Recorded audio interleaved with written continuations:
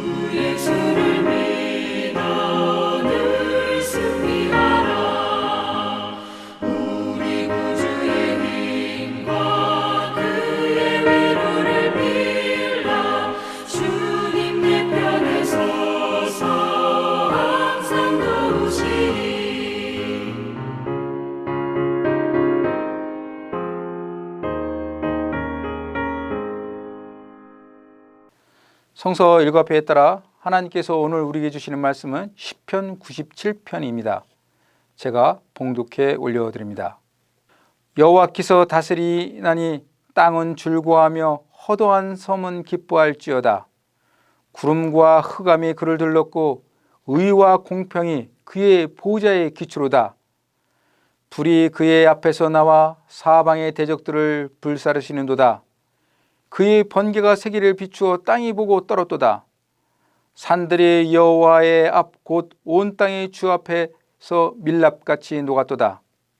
하늘이 그의 의를 선포하니 모든 백성이 그의 영광을 보았도다. 조각한 신상을 섬기며 허무한 것으로 자랑하는 자는 다 수치를 당할 것이라. 너희 신들아 여호와께 경배할지어다. 여호와여, 시온이 주의 심판을 듣고 기뻐하며 유다의 딸들이 즐거워하나이다.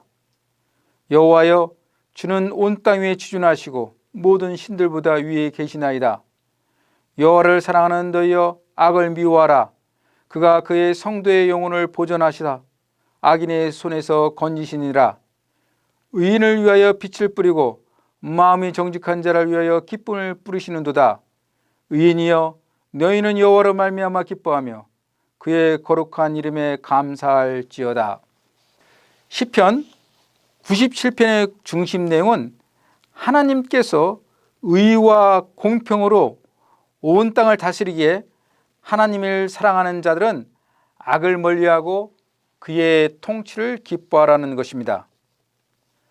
하나님께서 이 우주 만물을 창조하시고 다스린다는 세계관은 믿음의 가장 기초인데, 예수 그리스도를 믿는 우리들도 이 믿음에 가끔가다 흔들리기도 합니다. 그러한 이유가 여러 가지 있을 것인데 제가 생각해 보면 크게 두 가지가 아닌가 생각해 봅니다. 첫째는 현실적인 삶에서 하나님의 정의로운 통치가 이루어지지 않는다고 생각하는 것입니다. 힘과 권력이 있는 자들이 자신의 욕망을 충족시키고자 불의한 방법으로 빼앗고 착취해도 그것을 제재할 방법이 없거나 있어도 형식적이라는 것입니다. 결국 돈과 힘이 최고이니 정의나 진실, 정직과 같은 가치는 중요하지도 않을 뿐더러 살아가는데 전혀 도움이 안 된다고 생각하는 것입니다.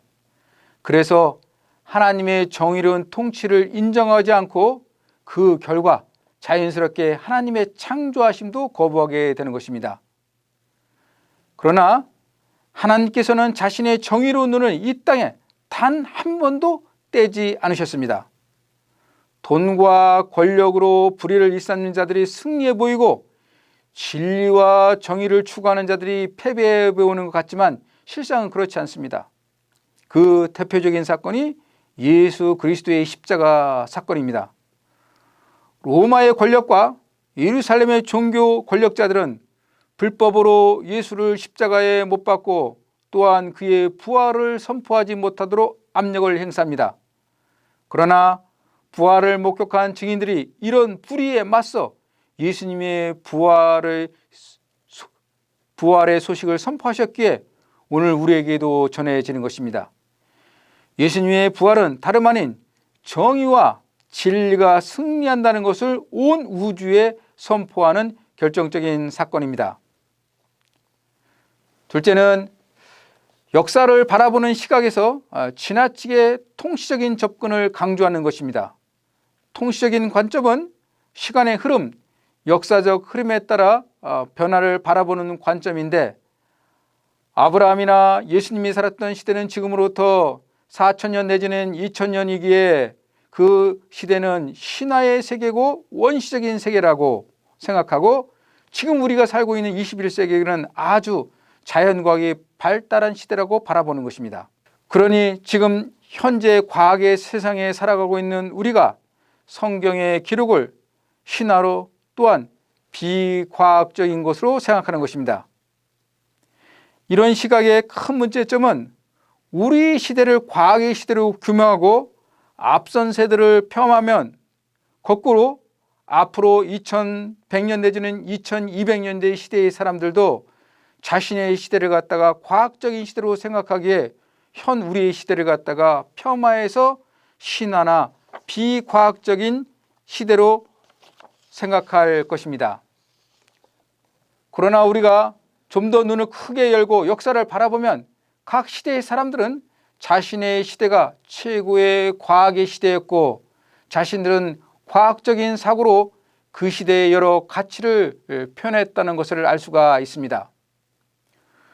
오늘 운송수단의 가장 기초가 되는 바퀴가 기원전 3000년 전에 수메르에서 발견되었다는 사실을 생각해 보면 우리 시대를 갖다가 과학의 시대로만 한정하려는 우리 독선에서 우리는 벗어날 수가 있습니다.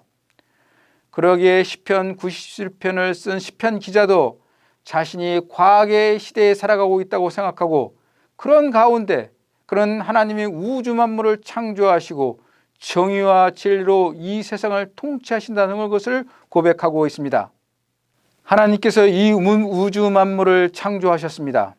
그리고 그분이 나를 그가 만드신 이 세상에 청지기로 보내셨다는 그 사실을 믿을 때 우리는 자신의 존재의 목적을 깨닫게 됩니다.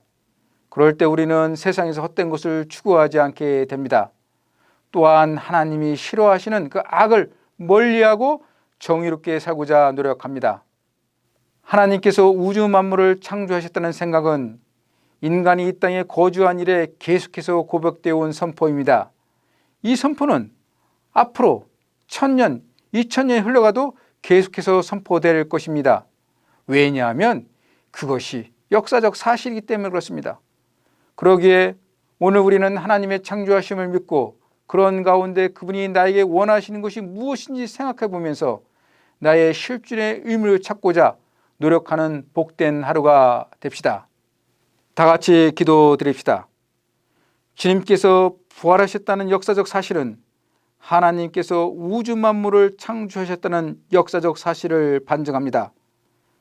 세상 파도의 물결이 거칠고 아무리 높더라도 우주를 만드신 창조주 하나님이 나를 그리고 서울장신대를 지켜 보호한다는 사실을 믿고 믿음의 순례여행을 굳건하고 힘차게 해나가는 복된 난해 될 수 있도록 인도해 주시옵소서.